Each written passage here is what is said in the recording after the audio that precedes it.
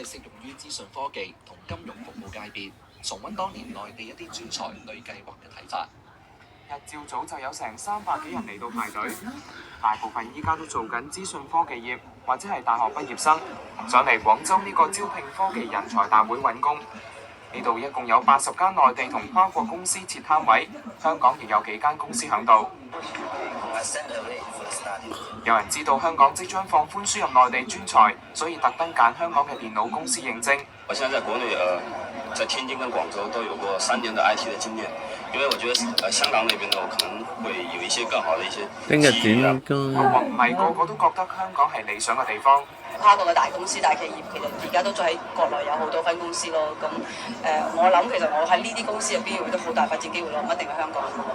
上嚟請人嘅幾間香港公司，好多都希望趕喺6月政府放寬輸入內地專才嘅時候請人嚟香港做嘢。